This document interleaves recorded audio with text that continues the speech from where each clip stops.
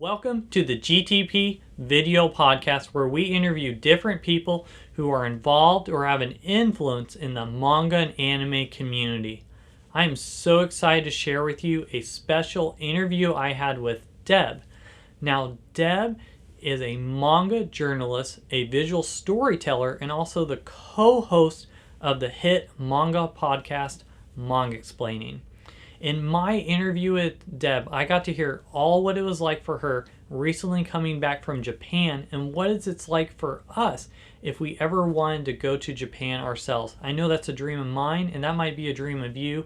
So sit back, relax, grab a cup of coffee or tea. You're not going to want to miss the insights that she gives about traveling to Japan. I would not be surprised if there wasn't something that you learned from this interview. Thank you for inviting me, Scott. I'm excited to be here.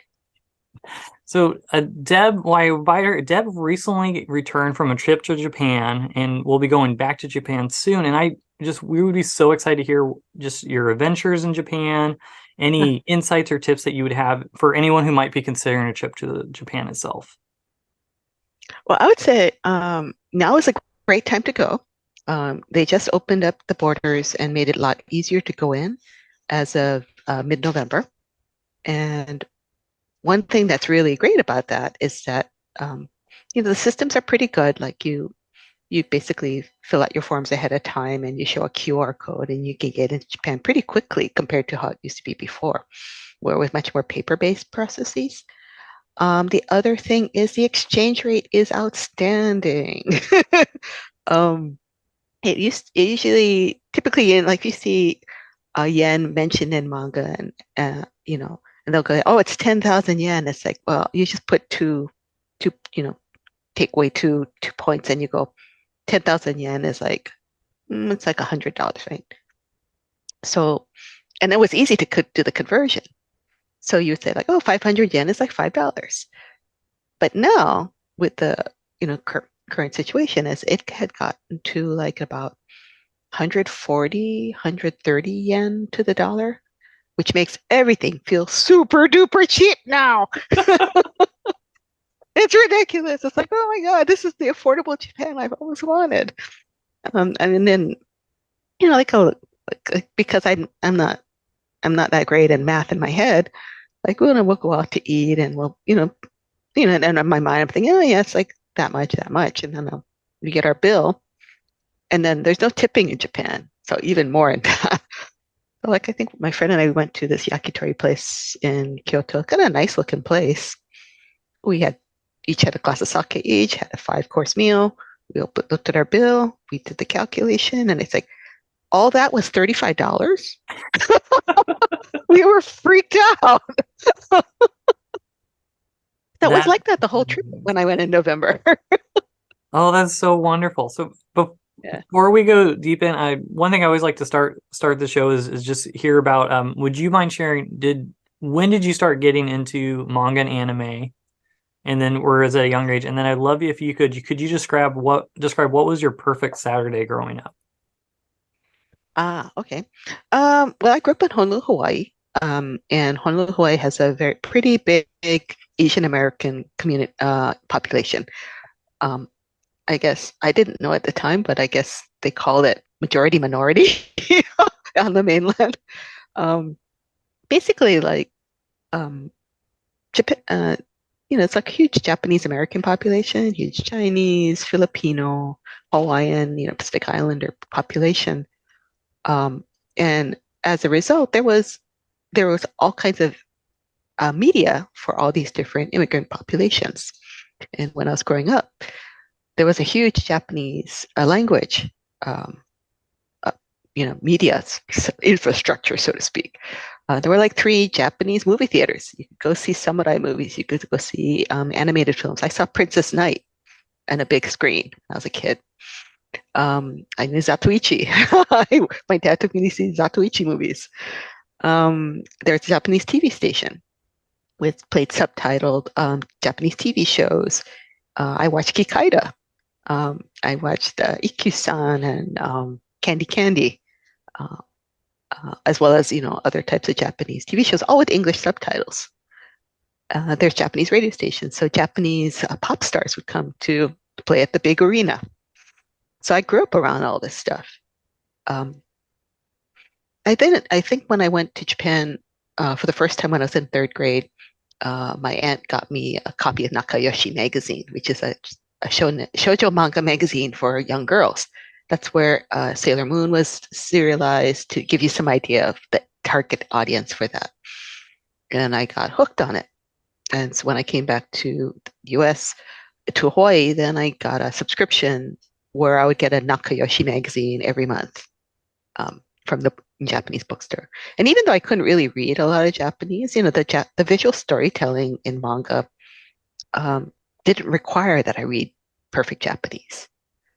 Much like you were talking about, your son got really interested in Japanese culture and wanted to learn Japanese language. I did the same thing. I took a Japanese language after school program and I to this day I still just know just enough Japanese to understand what's going on in manga. I'm just not fluent because I haven't put the time in.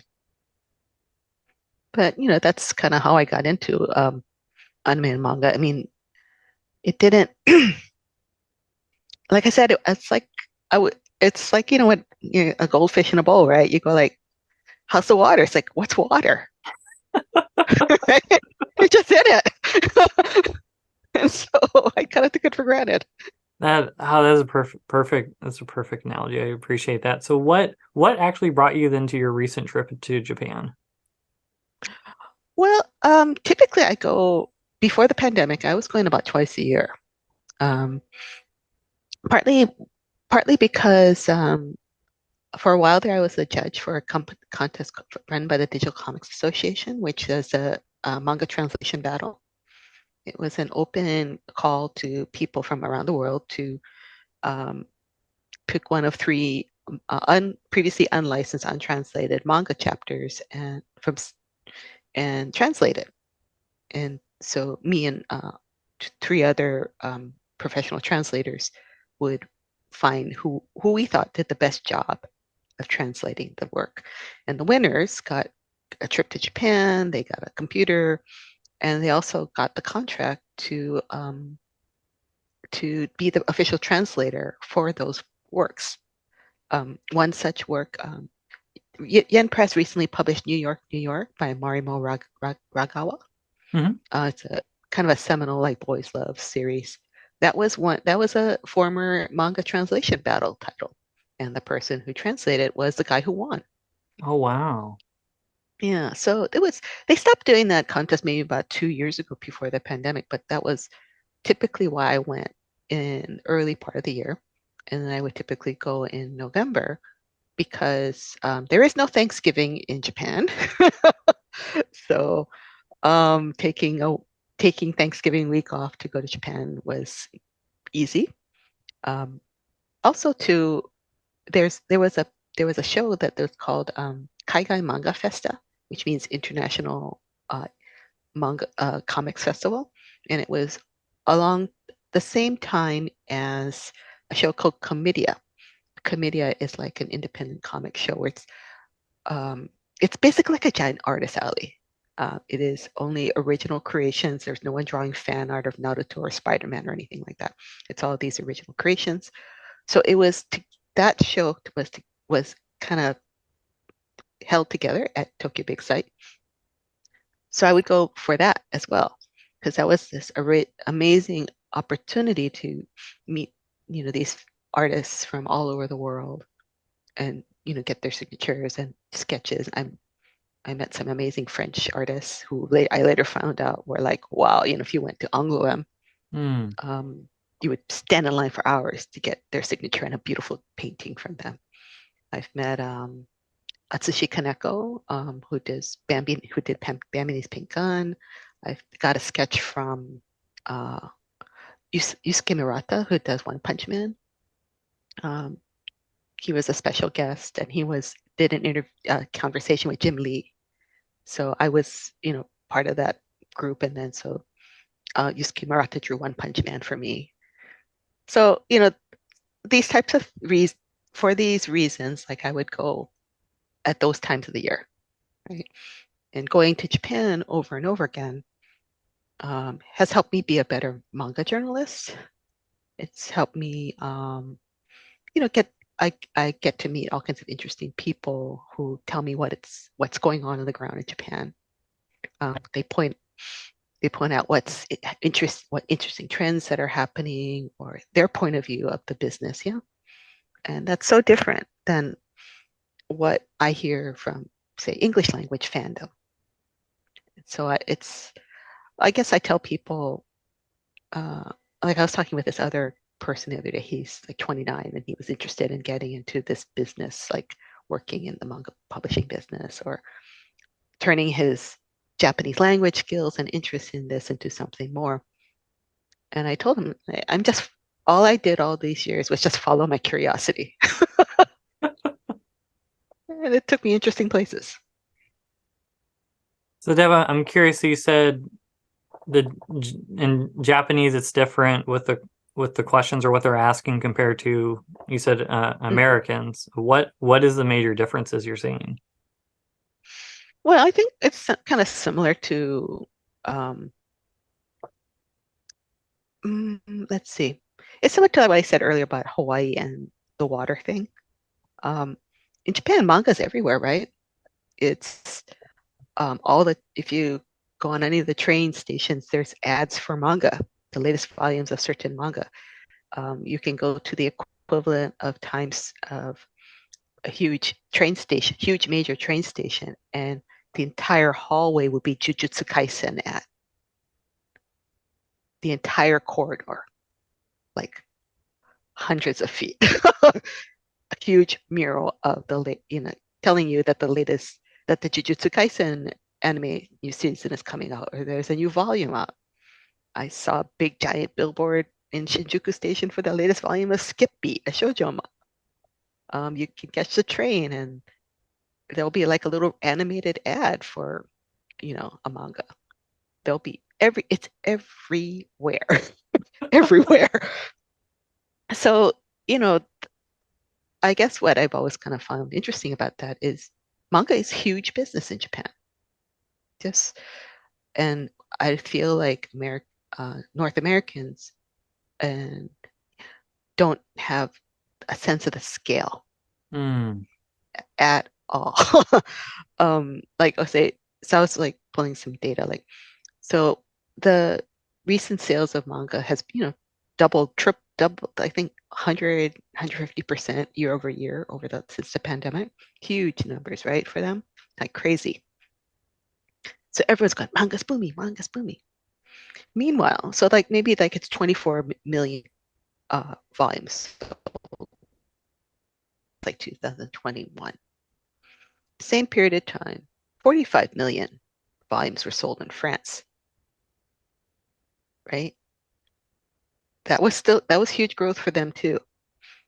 Meanwhile, in Japan, for about the same period, if you count only the sales of the top 5 series that sold in that year, that was 36 million. Wow. So Only the 36 top million 5 series compared to represents how much was Jujutsu America? Kaisen, Spy Fan, 24 million. Wow. So that's a big business and America has a long ways to go. And if I remember, there's Yeah, around 300 million people in America versus around 125 million in Japan. So that's big business for with this in a smaller population density. mhm. Yeah. And so what we get in America is the tippy tip top of the tippy tip ice, like the little cocktail size ice cube at the top of an iceberg, right? We get so little compared to what is actually published in Japan. And the scale and the scope and the variety, the that the way that comics is respected in Japan and comics creators are respected in Japan. In America, right? Um, it's all about the character, right? The character is owned by a big corporation who then lets many artists over the years reinterpret that character, Hmm. right? The corporation owns the story. In Japan, the creator owns the story. and is usually Mm. the sole storyteller from beginning to end until the day they die. Now, there are some rare cases where very famous creators, even after their death, their estate allows other people to reimagine the stories. But that's the exception, not the rule. And even Mm. then, it's the creator's family is still in charge, right? Tezuka's family is largely run by Makoto Tezuka and Rumito Tezuka, his children, right? I mean, they're not, I think, but they have a say. Um, I've met Shigeru Mizuki's daughters, and they were at Anglo-M last year when they had the big Shigeru Mizuki art exhibit. Um, the daughter was there, Naoko, and her husband, who is like head of Mizuki Pro. It's a family job. It's a family business. Whereas what we have in America, like, and there's full-on museums dedicated just to these artists. There's a Mizuki museum. There's a Tezuka museum. You know, there's several manga museums in Japan. I once did my sabbatical just going to a bunch of them. I think in America you have a Charles Schulz museum and maybe a kind of Kirby museum. And then there's the Billy Ireland Cartoon Museum, I think Cartoon Archives in University of it's in Ohio, so Columbus, Ohio. And then the Cartoon Art Museum. There's maybe one or two. But just to tell you that someone who um, grew up in America, right? That I find it really fascinating to see these differences. And so when people are all, why isn't, um, why don't we get this? Why don't we get that? It's because Japan has not needed you for a long time. You know, like oh, what money we'd make from like publishing our little book in America. It's like pennies. They don't care. Right? But now as the Japanese young population is going down, sales are going down. So what I'm saying is like, like Japan, like in US, year over year sales up 160%. In France, sales are up 100% year over year. In Japan, way more volume, year over year, down 2%. So they see what's happening. But so anyway, like that's I just as someone of two cultures, right? I'm third generation Japanese American. English is my native language. Um, I, I I kind of go there, and I also grew up reading this stuff, right? Grew up in this culture where girls comics disappeared largely in the 70s and 80s, Mm. right? Uh, it was a boys thing, and for many years it was considered a boys thing. But manga comes along, and now you have this whole generation of people who discovered manga in the 90s, who are now comics creators, right? So it's I think thanks to manga has made comics for everybody. I couldn't agree more. It's like I have a daughter who's 11, and it's a Oh wow. big deal to her to find what she loves mangas. The idea like here's a female heroine character, and Mm-hmm. she loves reading books, but it's so hard for her to find good female heroines that she can follow. And she's like, "Oh, I'm Mm-hmm. tired of reading about these boy heroes. Where are the girl ones?" And I Mm-hmm. appreciated it through mangas that there's more options for her to find those females that she can follow. And it's not even that it has to be heroes, right? I Yes. mean, that's the other thing that's a bit of a problem with American comics is that there's this perception that to be a comic it has to be a superhero thing. Whereas in Japan, manga's about everything.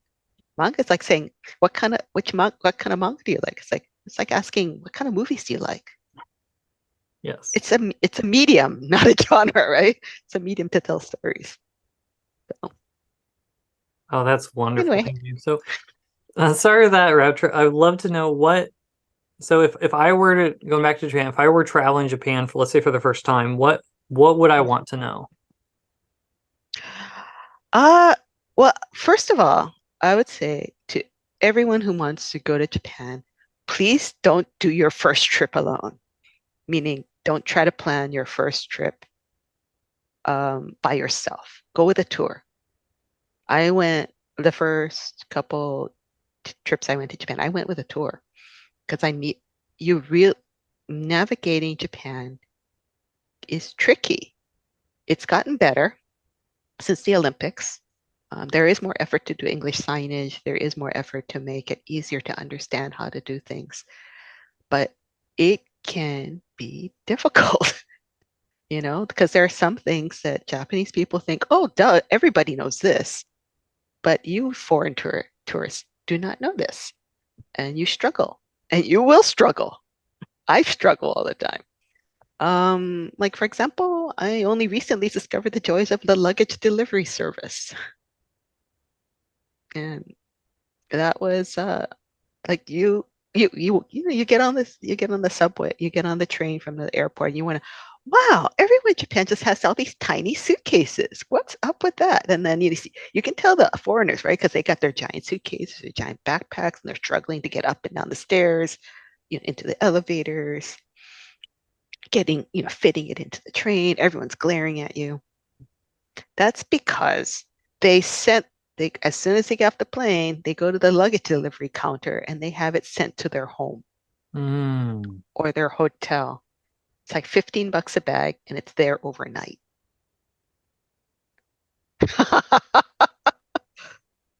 So anyway, stuff like that I've learned. Trains. The trains are on time. On time. If you do not get to the train station and your platform at least 15 minutes ahead of time and you are not ready to get on the train at that second the door opens, you'll miss your train. The conductor does not care that your son went to the bathroom and will be right back. No, it will leave and you're screwed. And then you got to figure out what to do next, right? So there's all kinds of little details about traveling in Japan that can make your life very stressful and make your trip less pleasant.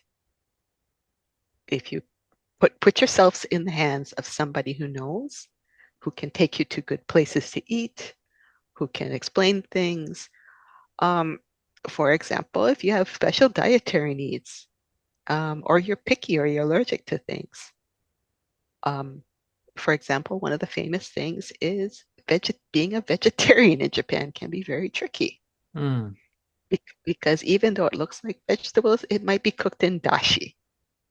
And dashi is fish broth. It's a key component of Japanese cooking. But if you're picky and you're allergic, you're in for a world of hurt. So if you say, "Oh, I don't eat meat," and they'll say, and then they'll go, "Oh, but they won't take into account if like, oh, it uses chicken broth, right?"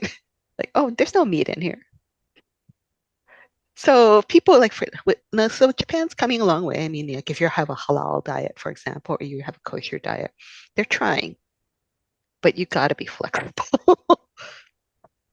So there's all kinds of things that, or like I was giving advice to the people I'm going to Japan with next month. Bring shoes that are very thick soles. Don't bring anything that's hard to take on or off, because chances are if you go to a nice-ish restaurant, you will be asked to take your shoes off and put them in a locker. And you don't want to be the person there lacing up your boots at the hall. Right? Slip on and off. Mm. This museum, slip on and off. Get shoes that you can get slip on and off. You're going to walk upstairs, up and down streets. You will walk more than you ever do, unless you're in New York, and even then you'll be walking more than you normally will. I typically, in my California life, maybe 10,000 steps if on a good day, right? Japan, 20,000 steps minimum. Wow. Mm-hmm. That's why Japanese people look quite fit.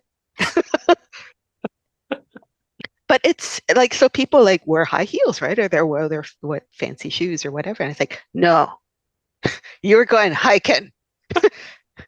Get ready. You are not ready for this. Small things too, like you're not supposed to eat when you're walking unless it's at a festival. It's very much frowned upon. So there's all kinds of manners and traditions and things. Don't talk in the train. If you're talking loudly on the train, that's not good.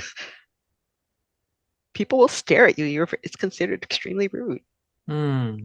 So I'm saying that there are things that if you're there with a tour group or someone who's done it before, you'll have a way better time. And you can graduate up to the point where you can come on your own and explore on your own.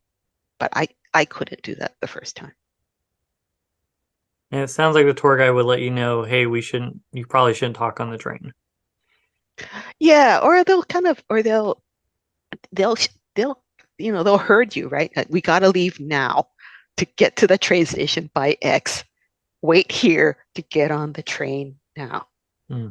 That giant bag you have will not fit on the train, right? They'll go like one time I went on the tour group. This guy bought a replica sword, um, like a souvenir. We got stopped at every every train checkpoint. Hmm. So, or one guy, we went to the Ghibli Museum in the morning. He bought a giant art book and a big cat stuffed cat bus. He had to carry that with him all day, everywhere, all day. Like, so it's not like you go shopping in America, right? Where you buy something, you put in your car trunk, you drive to the next place. Hmm. No, shopping in Japan is like being a hermit crab. You you have everything you buy has mass and weight, and you must carry it everywhere you go until you get back to your hotel. Hmm. Which is why I tend to buy people gifts like flat files, clear files, handkerchiefs, keychains, small light things that you can carry. That is very, very wise. Yeah, anyway, so this is all kinds of random crap I've learned over the years about Like traveling in Japan. this is gonna be helpful, and they're gonna go into train, not bring their big bag, and then they'll see that person who struggles with their bag and be like, I'm so glad I listened to Dev. Oh, and the service is incredible. I went to a place called Obuse. It's kind of like Nagano Prefecture. Got to stay at a remodeled sake brewery guest house. Amazing sake, gorgeous sake. Now, if it was like Europe or America, maybe I wouldn't buy it, right? Because I'd have to carry it. Or maybe I wouldn't buy it because it would need to stay refrigerated. Japan, on the other hand, I bought a case of 6 bottles, had it said deliver it to my hotel in Tokyo on this day. Um, and it arrived that day when I knew I was going to come back, refrigerated and in perfect condition.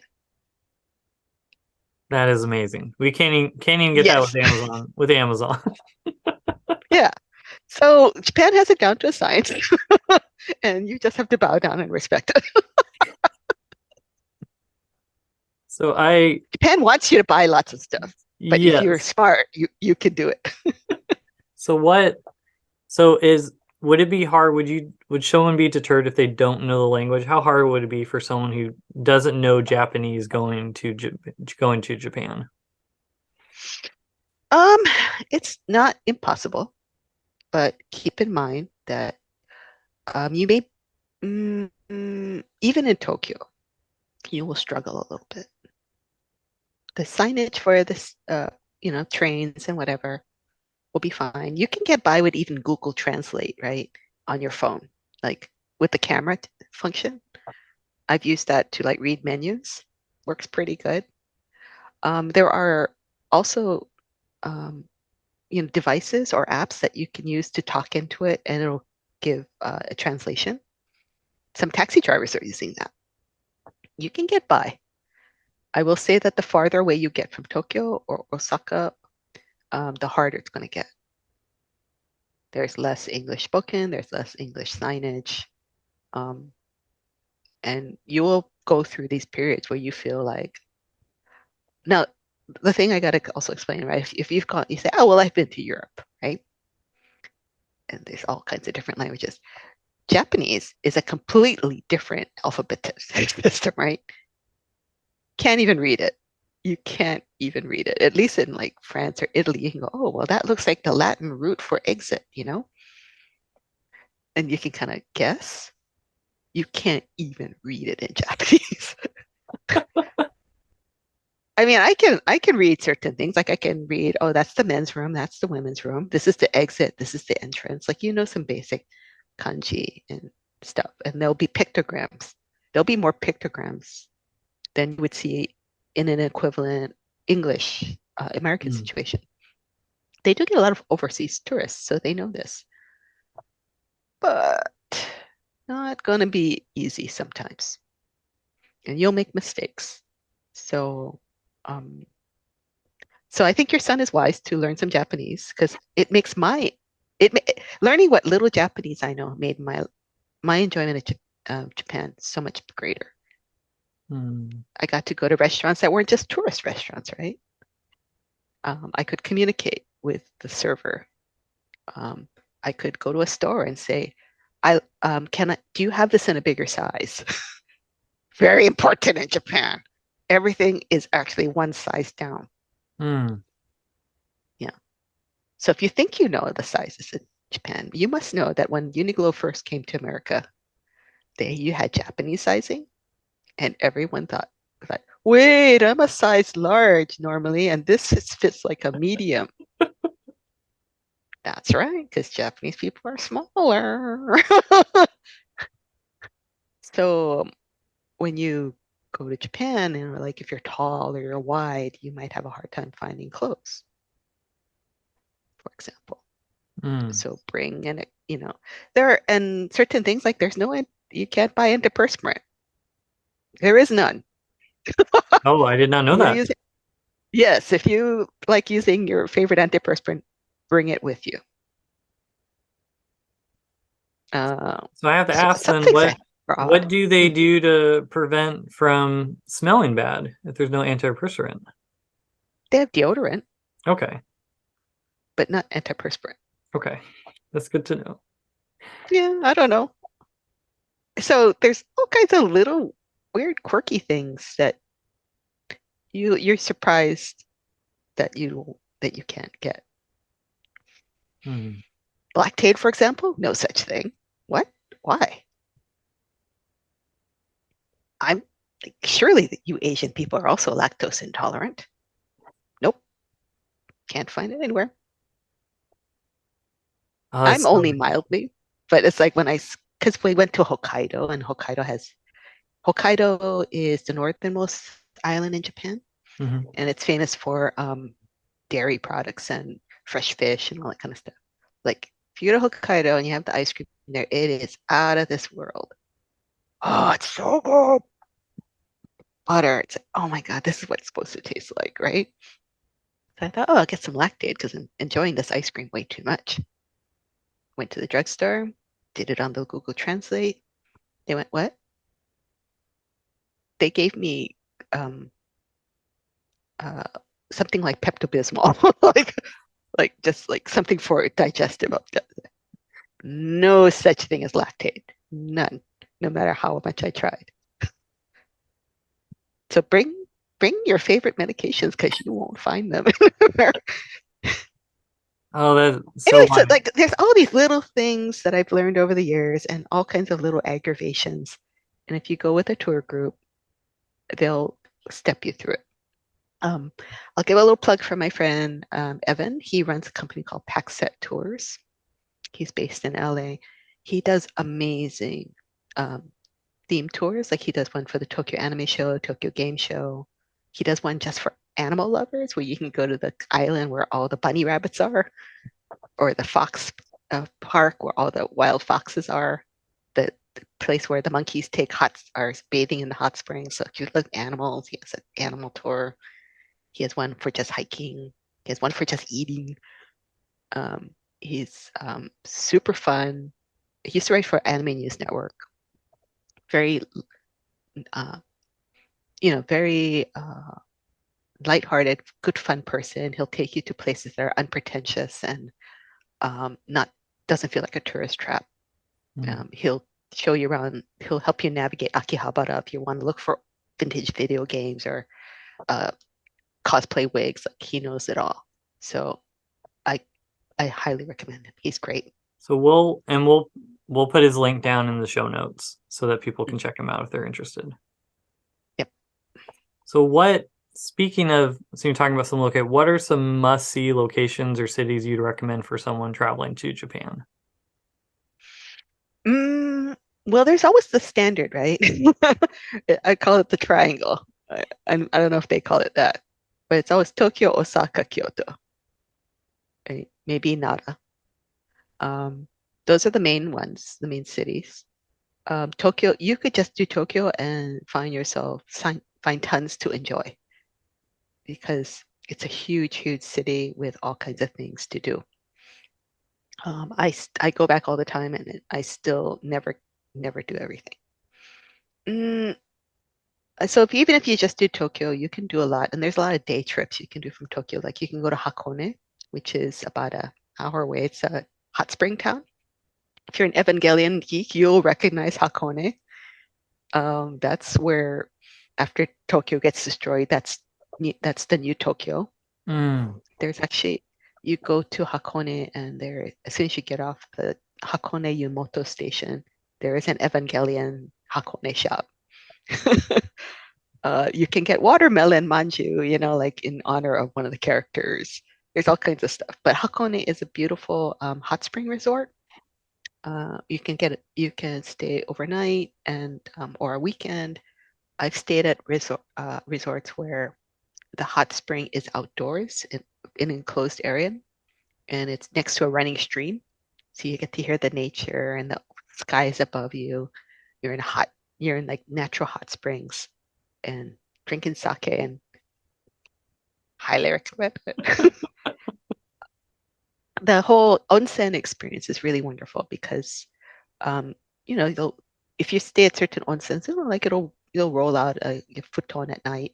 You'll sleep on the floor in a shared room. They'll bring dinner for you on a tray with many little dishes, including a little personal grill to heat up Mm. something. So um, beautiful, beautiful experience, and I highly recommend it. Don't just stay in Tokyo. Go to there are several day trips you can take. I went to just outside of Tokyo, about an hour outside of Tokyo. Went to Tokorozawa, Sakura Town, which is a new cultural. I guess it's like a new pop culture hotspot owned by Kadokawa. Kadokawa is the company. It's an animation, manga, live action movie entertainment company. So they have this huge 5-story culture museum with a manga and anime light novel library. They have this 2-story uh, room that just has projection mapping. So they had Bungo Stray Dogs, projection mapping. It was really cool. They have a beautiful bookstore, like a modern Shinto shrine that has um, like the ceiling is painted with phoenixes drawn by Yoshitaka Amano, who did Vampire Hunter D and Final Fantasy. Mm. So there is actually something where there's 100 anime manga places, a tour that the Japanese government has put out, and that's you can go to each of these 100 places, get a stamp, but they'll tell you, oh, if you love anime manga, here's places to visit. Mm. So I think I can send you the link to that, but it gives you a good sense of that it's more than just the Ghibli Museum, right? Yeah. There's Right. or Akihabara. There's a ton of great places to visit if you're interested in anime manga. Oh, that's so Uh, wonderful. I would say that's the main thing. Like you could just do Kyoto, Osaka, Tokyo, and have a great time. But if you're willing to go deeper, there's lots of great places to go. Mm. What are your top three places? Mm, in Tokyo or just in general? Let's say just in general. Oh. Okay. Um, I always go to Nakano Broadway to go to the Mandarake. Do you know what that is? I don't. Okay. So Nakano is just maybe like it's on the Chuo line, which is like the central line in Tokyo. It's like a, I don't know, 10, 15-minute train ride from Shinjuku Station, which is one of the busiest stations in Tokyo. Um, Nakano Broadway is like this five-story building that has all kinds of collectibles in it, all kinds of collectible stores. Mostly this store called Mandarake. Mandarake is basically um, a place where people bring in their used or unwanted things, mostly pop culture stuff. And they have this incredible collection of things like, Godzilla toys from the 19, 60s, um, advertising signs from the tin advertising signs from the 1940s, life-size Kamen Rider statues, pop idol stuff from the 1980s, um, trading cards, um, anime cells, original sketches, books, anything you could imagine, you can find at Mandarake. Cosplay outfits. Um, all of them has separate stores. Little like there's one that specializes in just wrestling memorabilia, right? Um, there's art gallery. So it's basically this huge multi-store complex that has all these kind of collectibles in it. It's just a treasure hunt. Hmm. But there's also stuff like food and there's like really good uh, kaiten sushi, which is like a conveyor belt sushi place in that mall. You sit down, you press the button on the screen, and then the sushi comes out to you on a little bullet train, and you pick it off bullet train, you eat it, right? There's a ice cream place on the bottom floor of Nakano Broadway that has 8 different flavors of soft serve ice cream, and if you want, you can get all 8 on one cone. They will boom, boom, boom, boom, boom. You get like a rainbow colored ice cream cone. It's a hoot. I could spend the whole day on Nakano Broadway. I've had whale meat in the bottom floor, like they have hot steamed meat, Chinese meat buns, um, tonkatsu, all kinds of good food to eat. But just I found all kinds of treasures in Nakano and Madarake. So that's my number one. There's one in Akihabara. There's one in Shibuya. The one in Nakano Broadway is the best one. The other place I would say is let's see. Hello, this is Sunny. Hi, Sunny. I'm a cat lady. The other one I would say is I the other thing that I like to go to is I enjoy the Team Lab exhibits. Um, Team Lab is like uh, an art collective, and they make these amazing immersive art installations. Um, there was one called Team Lab Borderless that was at Odessa. And then there's one called Team Lab Planets. Those worth it's worth buying a ticket. It's like projection mapping and it's Instagram bait. Totally cool. Uh, there's what else is good fun? Um, I really enjoyed the Kyoto Manga Museum in Kyoto. Really, really great exhibits, really good explanation. And then it's also a giant manga library. So you can also see the exhibits, but you can also rent a lawn chair, hang out front, get a cup of coffee, and read as much manga as you want. It's a converted elementary school, but it's really fantastic. They have people, manga artists, like student manga artists in the lobby. They'll draw your portrait as a manga character, and they'll do demonstrations. It's a really good place to go if you love manga and you're really interested. It's going to Kyoto. Period is great because you'll see the history, right? And it has a much smaller scale than Tokyo, little less intimidating. So if you do Kyoto, Osaka, and Osaka's kind of, I tell people Osaka's kind of like Chicago. Hmm. Um, kind of a little slightly more industrial, more down to earth. People love to eat. um, nice. It's a fun vibe. Um, there's also in Osaka, there's a place called area called Den Town, which Den means electricity. Um, Den Town is like the um, Osaka version of Akihabara. So if you're on a nerd quest like I often am, you'll do the whole circuit, right? You'll do the Hmm. Akihabara, you'll do the Ikebukuro, you'll do the Nakano, you'll go to Denten, and there's one everywhere. So there's mandarake all over.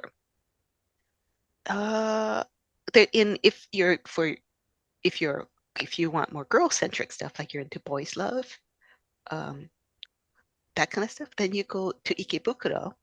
Then Ikebukuro is in Tokyo, and they have this place called Otome Road, which is called it's Maiden Road.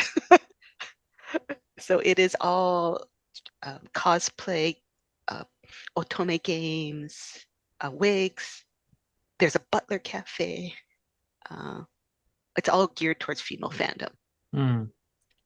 So whatever you want to find, you can find it. I think, and I'm gonna Ghibli Museum is a no-brainer. Everyone's gonna go to there anyway.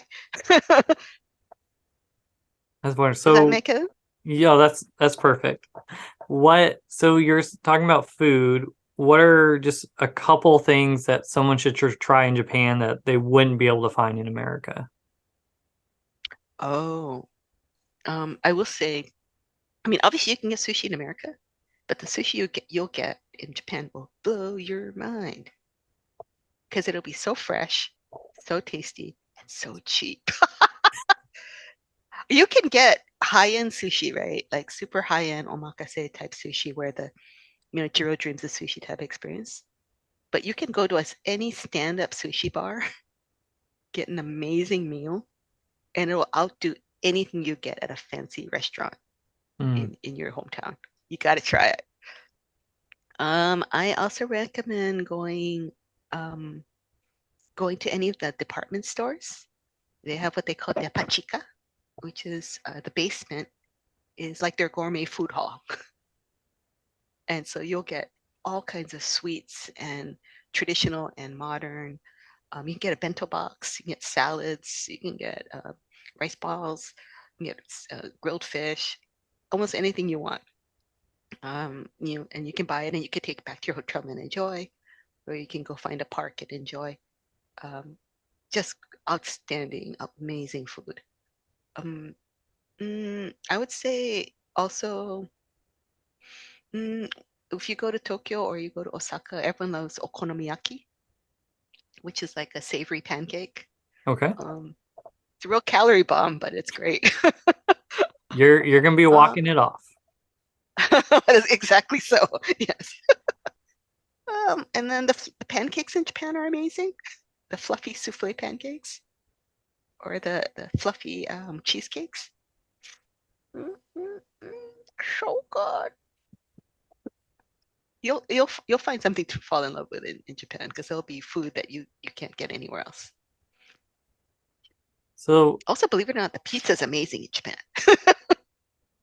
speaking of that, I really appreciate you showing food that you brought over. You had some tortillas that you talked about. Mm. What should I bring over to help support if I had a friend in Japan, what might be some things that I should bring over from America? Just ask. If you have any friends in Japan, just ask what they miss, and you'll be surprised what they can't get. I'm always surprised when I ask. I have one friend who I just bring crunchy Cheetos. That's all he wants is crunchy Cheetos. He says the cheese Cheetos in Japan don't taste cheesy enough. I have another friend ask me bring a box of grits. He missed cooking grits. Another friend wanted peanut butter crackers, like those little packets of peanut butter crackers. So they'll shock and surprise you by telling you what they miss and they can't get in Japan. And it might be something very cheap, and you're like, "What? You want that?" But ask, and they're always appreciative. Are there is there any questions you wish more people were asking about Japan? Mm, I guess.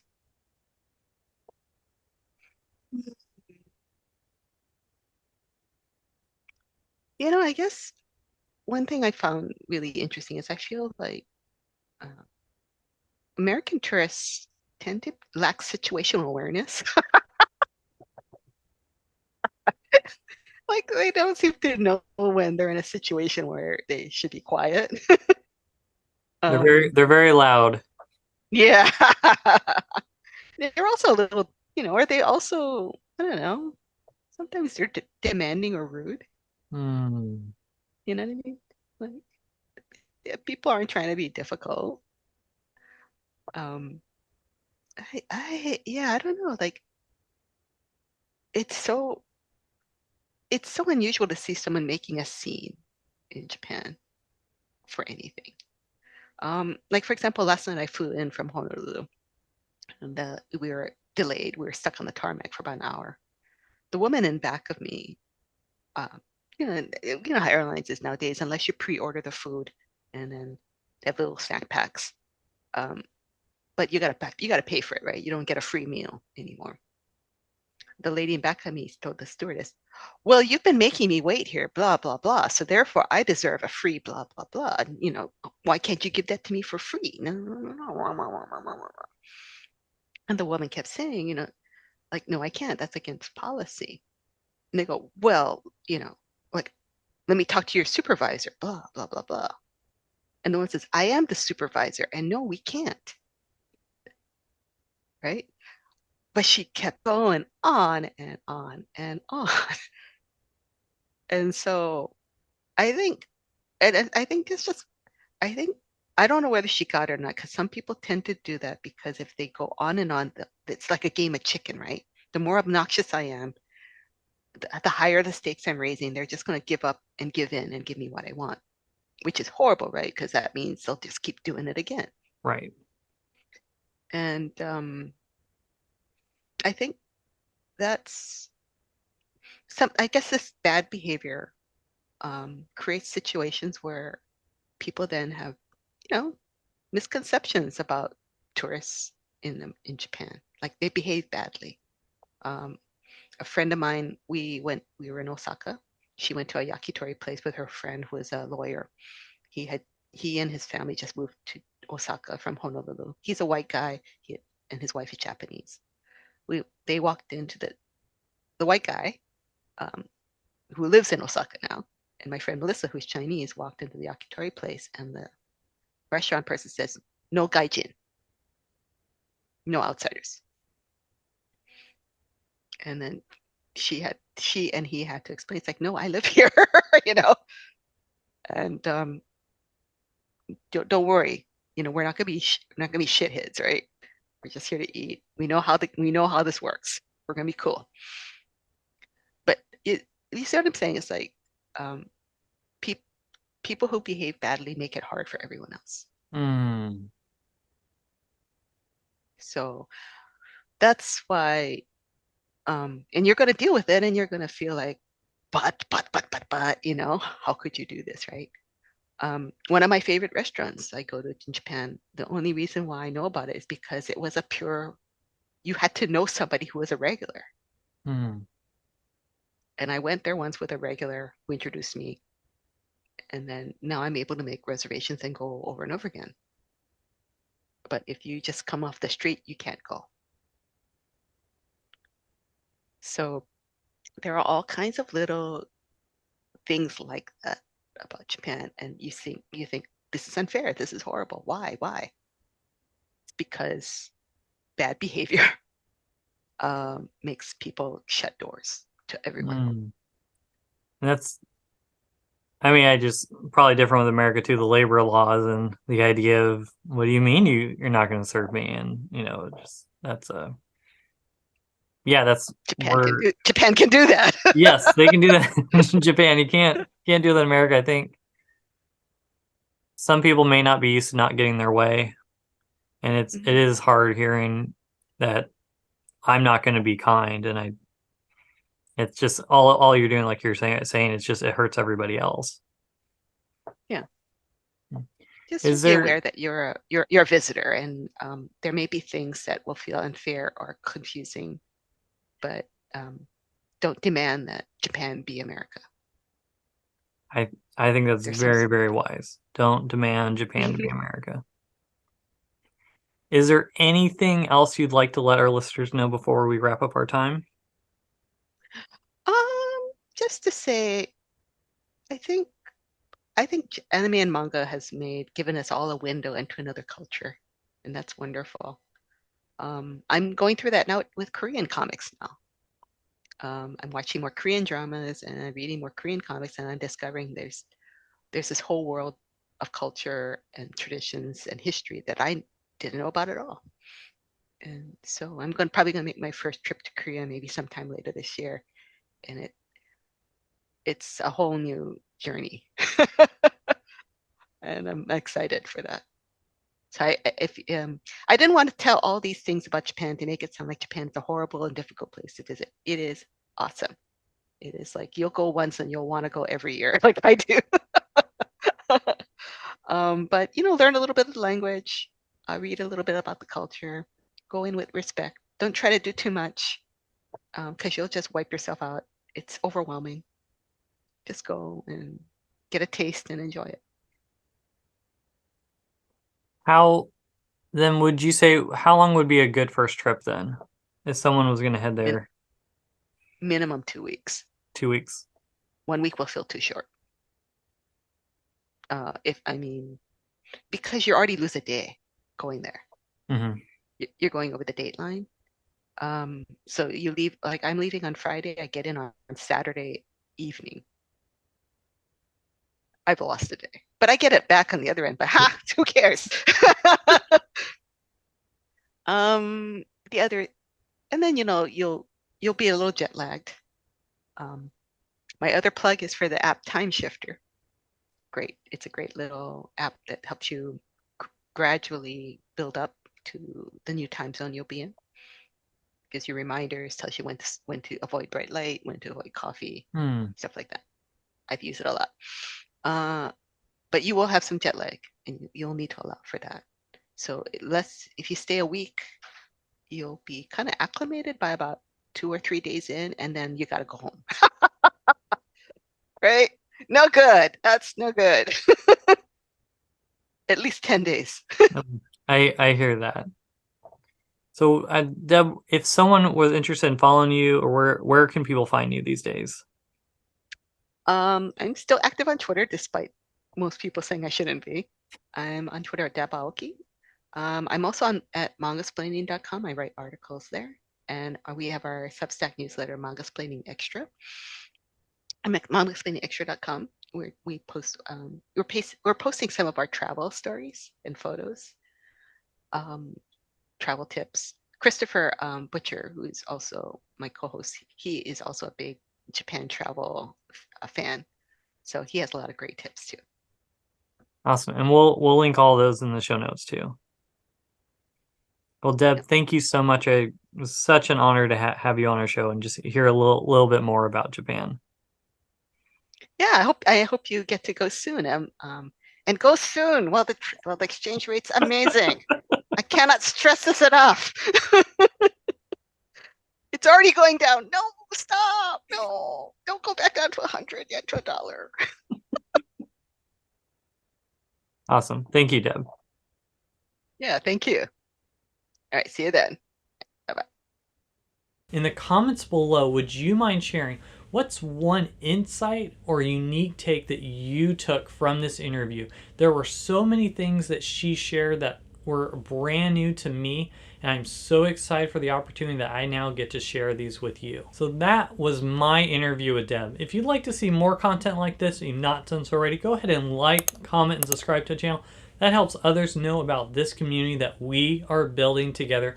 I hope you enjoyed the special edition of the GTP channel through our video podcast. Thank you so much for watching, and I'll see you on the next one.